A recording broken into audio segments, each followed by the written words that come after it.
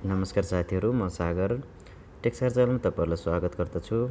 साथीहरू, आज तपाईहरुको लागि एउटा मोबाइलको लक स्क्रिन सम्बन्धी भिडियो लिएर उपस्थित भएको छु। यदि तपाईहरुले मोबाइलको लक स्क्रिनमा आफ्नो सिग्नेचरबाट मोबाइल ओपन गर्न चाहनुहुन्छ या तपाईले आफ्नो मनपसन्दबाट नम्बरहरुबाट लक स्क्रिन ओपन गर्न चाहनुहुन्छ भने यो भिडियो सुरुदेखि लास्टसम्म हेरिदिनु होला। यसमा मैले तपाईहरुले आफ्नो मोबाइलको स्क्रिनमा आफ्नो सिग्नेचर या आफ्नो मनपसन्द नम्बरबाट कसरी अनलक गर्न सकिन्छ भन्ने बारेमा बताउने कोसिस गरिरहेको छु। साथीहरू, भिडियो सुरुदेखि लास्टसम्म हेरिदिनु होला। भिडियो मन परे लाइक गर्नु होला, शेयर गर्नु होला र मेरो च्यानललाई सब्स्क्राइब नगरेको भए सब्स्क्राइब पनि गरिदिनु होला। आउनुहोस् सुरु गरौँ।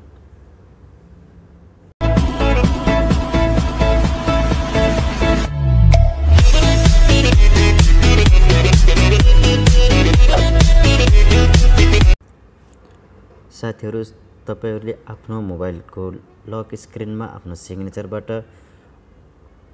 अनलक गर्नको लागि सबैभन्दा पहिला तपाईहरु प्ले स्टोरमा जानुपर्ने हुन्छ। प्ले स्टोरमा गएर तपाईहरुले एउटा यो एप्लिकेसन डाउनलोड गर्नुला, सिग्नेचर अनलक लेखेको यो एप्लिकेसनलाई डाउनलोड गर्नुला। यसको लिंक भिडियोको डिस्क्रिप्सन बक्समा पनि राखिएको छ, तलबाट पनि डाउनलोड गर्न सक्नुहुनेछ। यसलाई डाउनलोड गरिसकेपछि तपाईहरुले नर्मल रूपमा यसलाई ओपन गरिदिनु होला। ओपन गर्दाखेरि तपाईलाई कुछ परमिसन माग्ने छ, यसले त्यसलाई परमिसन दिनु होला र तपाईहरुले यहाँनिर देख्न सक्नुहुन्छ इनेबल लक स्क्रिन, यसलाई इनेबल गरिदिनु होला। यसको अलावा हजुरहरुलाई यहाँनिर देख्न सक्नुहुन्छ इमर्जेन्सी अनलक बाइ भोल्युम की लेखेको छ। साथीहरु, यसलाई पनि हजुरहरुले इनेबल गरिदिन सक्नुहुन्छ। यदि तपाईले लक स्क्रिन डिसेबल गर्न चाहनुहुन्छ भने यहाँबाट डिसेबल पनि गर्न सक्नुहुनेछ। यसको अलावा भाइब्रेसनलाई यहाँनिर दिएको छ। हजुरहरुले यसको यहाँनिर सबै सेटिङहरु देख्न सक्नुहुन्छ, जुन हजुरहरुले यहाँनिर देख्न सक्नुहुन्छ। तपाईले यदि वालपेपर पेन्सिल यसको चेन्ज गर्न चाहनुहुन्छ यहाँनिरबाट वालपेपर पनि चेन्ज गर्न सक्नुहुनेछ। यसको अलावा तपाईहरुले यहाँनिरबाट वालपेपरलाई चेन्ज गर्नको लागि तपाईहरुले यसलाई स्किप गरिदिनु होला। यहाँनिर देख्न सक्नुहुन्छ हजुरहरुले आफ्नो मनपसन्द वालपेपर लगाउन सक्नुहुन्छ, जुन हजुरले यहाँनिर देख्न सक्नुहुन्छ यसलाई लगाउन सक्नुहुन्छ। यसको अलावा तपाईहरुले यहाँनिर युज लाइफ वालपेपर दिएको छ, नोटिफिकेसन दिएको छ।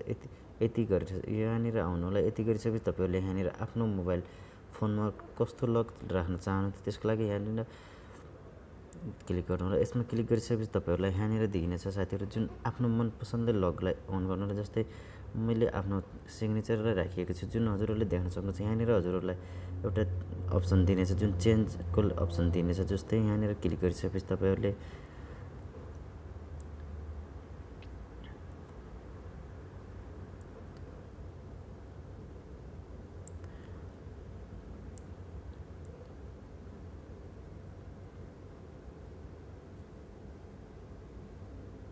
यति गरिसकेपछि तपाईहरुले चेन्ज गर्न यहाँनिर हजुरहरुलाई यस्तो अप्सन हुन्छ र यहाँदेखि तपाईहरुले कुनै पनि लकलाई चेन्ज गर्न सक्नुहुनेछ। यहाँनिर तपाईले आफ्नो मनपसन्दमा कुनै पनि नम्बर राख्न सक्नुहुन्छ। जस्तै हजुरले आफ्नो 1 2 3 हजुरले आफ्नो मनपसन्दले राख्न सक्नुहुन्छ, या तपाईले यहाँनिर साइन गर्न सक्नुहुन्छ, आफ्नो जुन मर्जीको साइन राख्न सक्नुहुन्छ। या तपाईले जस्तै मेरो यहाँनिर राखिएको एउटा साइन राखेको छ, जुन यति गरिसकेपछि तपाईले यहाँनिर क्रिएट नाउ सिग्नेचर राखिएको छ। तपाईहरुले यहाँनिर आफ्नो मनपसन्दले आफ्नो नामहरु लेख्न सक्नुहुन्छ, जस्तै जुन पनि नाम लेख्न सक्नुहुन्छ। यहाँनिर हजुरहरुलाई देखाइनेछ। यसको अलावा तपाईहरुले यहाँनिर आफ्नो नम्बरहरु राख्न सक्नुहुन्छ, कुनै पनि एउटा नम्बरहरुबाट खोल्न सक्नुहुनेछ।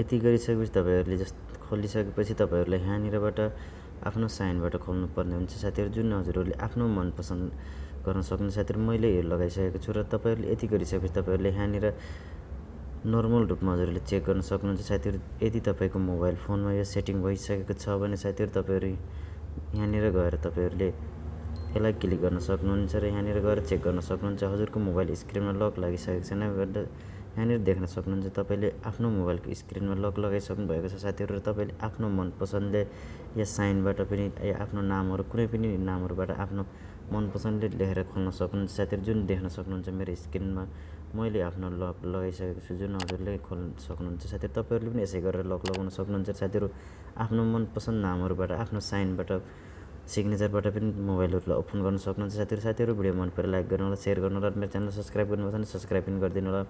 हवस् त, धन्यवाद।